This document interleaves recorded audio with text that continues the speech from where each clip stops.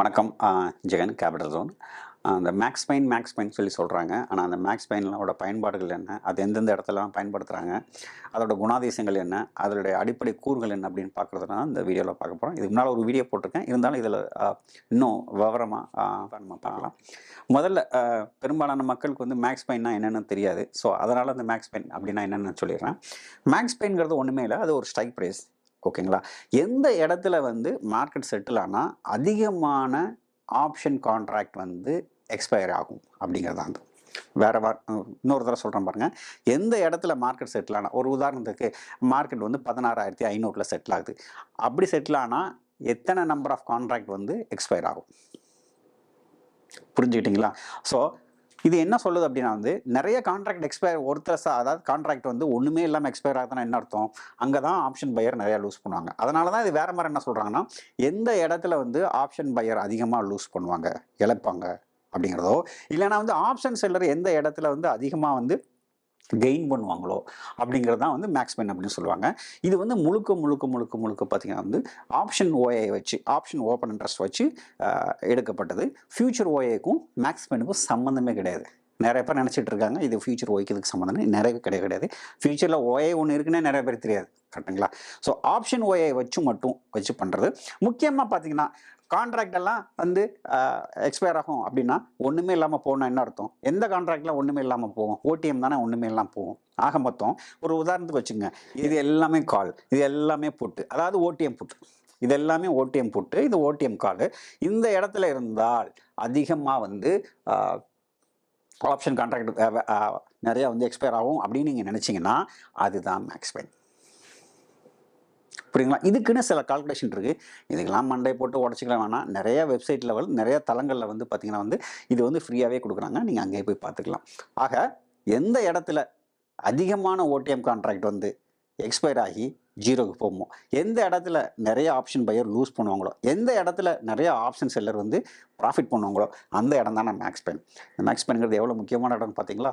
So option செல்லர்லாம் எந்த இடம்னு நினைக்கிறாங்க, எந்த இடத்துல மார்க்கெட் செட்டில் ஆகும்னு நினைக்கிறாங்க இப்போது இந்த நேரத்துக்கு அப்படிங்கிறது தான் இந்த மேக்ஸ் பெயின். இந்த மேக்ஸ் பெயின் வந்து எக்ஸ்பைரிக்கு வேறுபடும். வீக்லி எக்ஸ்பைரிக்கில் வேறு மாதிரி இருக்கும், மந்த்லி எக்ஸ்பைரியில் வேறு மாதிரி இருக்கும். அதை பற்றி தான் நம்ம பார்க்க போகிறோம்.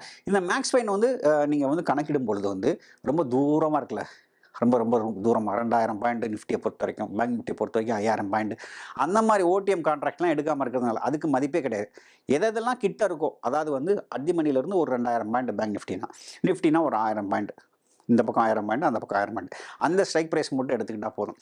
ஏன்னா என்றைக்கோ ஒரு நாள் கிரியேட் பண்ணியிருப்பாங்க, அதெல்லாமே பார்த்தீங்கன்னா 5 பைசா 10 பைசாக்கு ட்ரேட் ஆகிட்டு இருக்கும். அதெல்லாம் நீங்கள் எடுத்து மேக்ஸ் பெயின் கணக்கிடணும் அப்படிங்கிறது அவசியம் கிடையாது. அதனால தான் பார்த்தீங்கன்னா ஒவ்வொரு வெப்சைட்லையும் ஒவ்வொரு மாதிரி மேக்ஸ் பெயின் இருக்கும். ஸோ அதை பற்றிலாம் நான் பின்னாடி சொல்கிறேன். என்னென்ன வெப்சைட்டில் பார்க்கலான்னா, நிஃப்டி ட்ரேடர்னு ஒரு வெப்சைட் இருக்குது, அதில் மேக்ஸ் பெயின் பார்க்கலாம். இல்லைன்னா பார்த்தீங்கன்னா சென்சிபிளில் இருக்குது, குவான்சாப்பில் இருக்குது. இது எல்லாமே வந்து உங்களுக்கு வந்து ஃப்ரீயாக இலவசமாகவே கிடைக்கும். நீங்கள் போய் செக் பண்ணிக்கலாம். ஸோ மேக்ஸ் பெயின்னா இதுதாங்க.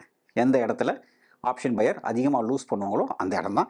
இந்த கால்குலேஷன் நீங்கள் மண்டை போட்டு உடச்சிக்காதீங்க. நீங்கள் எதுவுமே பண்ண தேவையில்லை, வெப்சைட்டில் போய் பார்த்துக்குங்க. ரைட். மேக்ஸ் பெயினோட குணாதிசயம் என்ன அப்படின்னு பார்த்தீங்கன்னா, கேரக்டரிஸ்டிக்ஸ் குணாதிசயம் என்னன்னு பார்த்தீங்கன்னா வந்து மார்க்கெட், அதாவது மேக்ஸ் பெயின் மேலே போகுதுன்னா மார்க்கெட் மேலே போகுதுன்னு அர்த்தம். ஏன்னா நிறைய ஆப்ஷன் செல்லர் என்ன நினைக்கிறாங்கன்னா, மார்க்கெட் இங்கேருந்து மேலே போய் க்ளோஸ் ஆகும்னு நினைக்கிறாங்க. நேத்தோட மேக்ஸ் பெயின் வந்து 16,500, அதாவது 16,500. இன்றைக்கி வந்து 16,600னா மார்க்கெட் மேலே போகுதுன்னு அர்த்தம். மேக்ஸ் பெயின் கீழே வருதுன்னா என்ன அர்த்தம்னா மார்க்கெட் கீழே வருதுன்னு அர்த்தம். ரொம்ப எளிமையான ஒரு கணக்கு தான். ஸோ மேலே போகுதுன்னு அர்த்தம், கீழே போகுதுன்னு அர்த்தம். அப்புறம் என்னங்க இதை வச்சு நம்ம பண்ணிடலாம் அப்படின்னு பார்த்தீங்கன்னா, சில நேரங்களில் வந்து ஃபால்ஸ் அலாரம், அதாவது வந்து ரொம்ப ரேராக வந்து என்ன பண்ணுன்னா வந்து பெரிய ட்ரெண்டிங் மார்க்கெட்டில் இது ஃபால்ஸ் அலாரம் கொடுக்கும். ஃபால்ஸ் அலாரம்னா என்ன அர்த்தம்னா ஆப்போசிட் டைரக்ஷனில் பெரும்பாலும் மூவ் ஆகாது. மேக்ஸ் பெயின் கீழே வரும்போது மார்க்கெட் மேலே போகிறதுக்கான வாய்ப்பு ரொம்ப குறைவு. பட் என்ன சொன்னால் சில காலங்கள் அப்படி நடக்கிறதுக்கு வாய்ப்பு இருக்குது. ஏன்னா மார்க்கெட் பெரிய டைரக்ஷனில் ட்ரெண்ட் ஆகும்போது ஃபியூச்சர் ஓயில் தான் பெரும்பாலும் ஆக்ஷன் நடக்கும், ஆப்ஷன் ஓயில் நடக்குது. அந்த மாதிரி சமயங்களில் மட்டும் இது ஃபால்ஸ் அலாரம் கொடுக்க வாய்ப்பு இருக்குது. பட் ரொம்ப ரேர் தாங்க. அதாவது மேக்ஸ் பெயின் மேலே போகும்போது மார்க்கெட் கீழே வர்றது வந்து அரிது. பட் அது நடக்கிறதுக்கு வாய்ப்பு இருக்குது. லேகிங் இண்டிகேட்டர் என்னன்னா வந்து நீங்கள் மார்க்கெட் மேலே போனோன்னு மேக்ஸ் பெயின் மாறுமா? அப்படிலாம் மாறாது. ரொம்ப லேகிங் தான். ப்ரைஸ் ஆக்ஷன் மாதிரி ரொம்ப ஃபாஸ்ட்டாலாம் இது கொடுக்காது. இது ரொம்ப லேகிங் தான். அதில் ஒன்றும் தப்பு இல்லை. இந்த லேகிங்கே இதோட அட்வான்டேஜாக மாறும் பின்னாடி. அது எப்படின்னு நான் பின்னாடி சொல்கிறேன். இதுதாங்க முக்கியம். இது கடைசி வாரத்தில பார்த்தீங்கன்னா வந்து ஒரு ரிலையபிளான இண்டிகேட்டர் கிடையாது. மார்க்கெட் மேல போகும்போது மேல போகும், கீழ வரும்போது கீழ வரும். ஸோ இந்த காமா பீரியட்ல வந்து இத பெரும்பாலும் நம்பாம இருக்கிறது. அந்த காமா பீரியட்னா என்ன? எக்ஸ்பைரி 1 வாரம் இருக்கும்போது இந்த மேக்ஸ் பேனை தூக்கி தூர போட்டுறணும். புரியுதுங்களா? இது ஒரு ஒரு மேஜரான ஒரு இண்டிகேட்டரா எடுத்து நம்ம பண்ணக்கூடாது. கடைசி வாரத்தில வந்து மார்க்கெட்டோட சேர்ந்து இது மூவ் ஆகும். ஆனா கடைசி வாரத்துக்கு முன்னால வரைக்கும் இது ஸ்மூத்தா மெதுவா மூவ் ஆகும், மெதுவா கீழ வரும். லேகிங் இண்டிகேட்டர் தான். ஆமாங்க. கடைசி வாரத்தில கன்னா பின்னான்னு மூவ் ஆறதுனால இது வந்து அதான் மண்குதிரையை நம்பி ஆத்துல இறங்க முடியாது இல்லையா? அதே மாதிரி இதை நம்பி நம்ம என்ன பண்ண முடியாதுன்னா, வீக்லி எக்ஸ்பைரி பண்ணுறது நல்லது இல்லைங்க. ஸோ அதாங்க இது. மந்த்லி எக்ஸ்பைரி தான் ரொம்ப ரிலையபிளாக இருக்கும். வீக்லி மேக்ஸ்பைன் பார்த்தீங்கன்னா கண்ணாபின்னான்னு மாறிக்கிட்டே இருக்கும். அதை நம்பி ஒரு ட்ரேடுமே எடுக்க முடியாது. சரி, இதோட பலன்கள் என்ன அப்படின்னு பார்த்தீங்கன்னா, ட்ரெண்ட் ஐடென்டிஃபிகேஷனில் ரொம்ப நல்லது. இப்போ மார்க்கெட் வேகமாக மேலே போகும்போது மேக்ஸ்பைன் மூவ் ஆகலை அப்படியே இருக்குன்னா மறுபடியும் ரீட்ரேஸ் ஆகிறதுக்கு வாய்ப்பு இருக்குது. இல்லைன்னா மேக்ஸ் பெயின் வந்து மேலே போகிறதுக்கு வாய்ப்பு இருக்குங்களா? ஒன்று மட்டும் தெரிஞ்சுக்கங்க, மேக்ஸ் பெயின் மூவ் ஆயிடுச்சுன்னா அது கன்விக்டட் மூவ். ரொம்ப தன்னம்பிக்கையாக நீங்கள் என்ன பண்ணலாம், மார்க்கெட் மேலே தான் போகும்னு நினைக்கலாம். ஸோ இந்த கன்விக்ஷனை யார் கொடுக்குறான்னு பார்த்தீங்கன்னா மேக்ஸ் பெயின் கொடுக்குது. சில சமயம் பார்த்தீங்கன்னா மார்க்கெட் வந்து மேலே போகும், ஆனால் மேக்ஸ் பெயின் மேலேவே போகாது. இதெல்லாம் என்ன சொல்லுதுன்னா மறுபடியும் மார்க்கெட் கீழே வர்றதுக்கு வாய்ப்பு இருக்குது.